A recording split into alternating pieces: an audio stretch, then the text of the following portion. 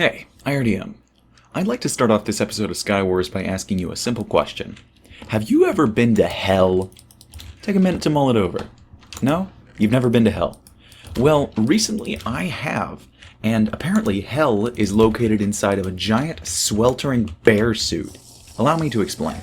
So I'm your average teenager, desperate for money at all times, you know how it goes. And one unassuming Sunday, I'm approached in church by one of my mother's choir friends. She apparently works at a hospital, and said hospital was doing some kind of food drive thing where families drop off food for patients who don't have families themselves to take care of them. Really sweet stuff. So she asked me if I'll do her a favor.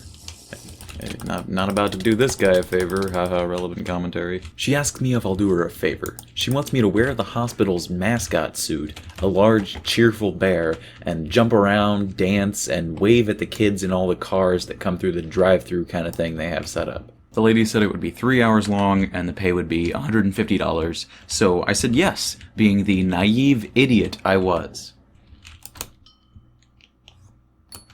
When I get there, about a week later, I meet all the nice hospital people and they take me to the back where the seemingly innocent bear suit is waiting.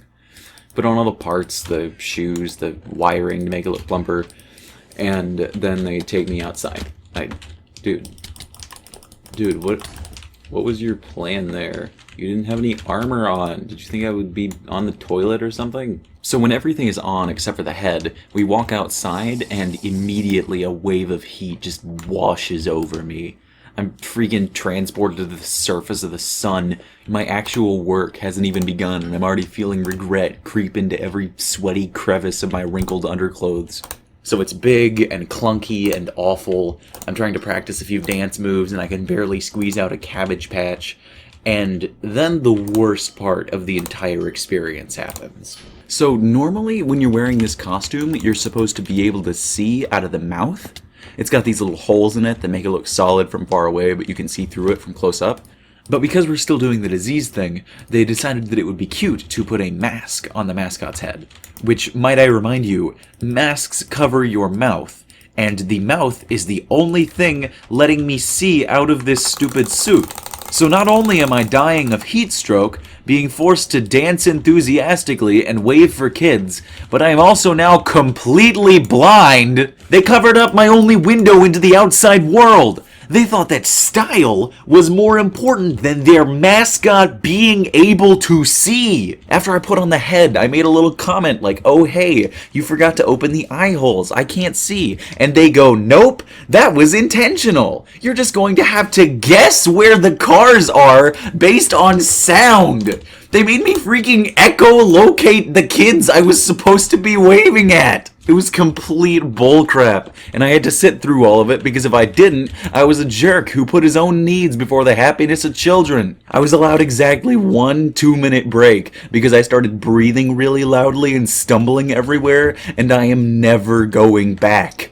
I can't imagine anyone does that job more than once. They just have an endless cycle of teenage guys that they sucker into doing their mascot job with the promise of $50 an hour, conveniently leaving out the little part where entering the suit transports you to hell.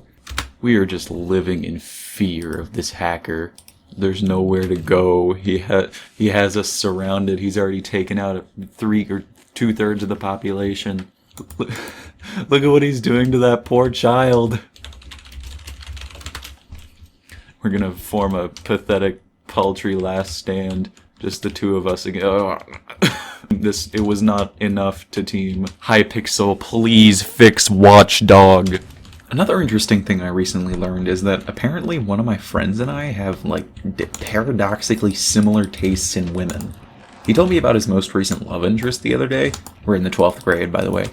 And to my surprise, it's a girl that I unsuccessfully tried to date in the 10th grade. When I pointed this out to him, we started discussing it, and we suddenly had a series of fascinating realizations. This guy and I had known each other since middle school, and since then we've attempted to date 4 of the same girls, 2 of them at the same time. In 8th grade, we both fought for the attention of a blue-haired trombone player. She eventually chose him, but then moved away the following year, so suck it, Jake! In 9th grade, I tried to date a bespectacled cello player, and earlier this semester, he tried and failed to date the same girl. In the first semester of 10th grade, I tried to date a circular choir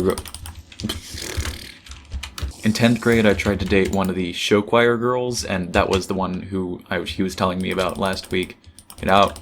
Get out. I'm trying to tell a story. You don't get to live right now. Thank you. And then the 4th girl was someone that we also fought over simultaneously in the 10th grade, a girl on the academic team, and she ended up choosing no one. So that felt great for both of us. This coincidence is ridiculous, and I do not understand it. Upon laying all of this out for him in the lunch line, I suggested that the two of us just date instead. And he turned me down, so that didn't feel good, but I'm recovering, and our friendship is still alright.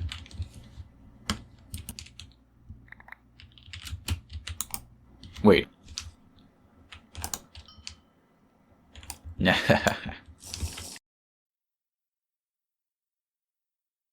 You can't really expect it to have any sort of effect. You can't...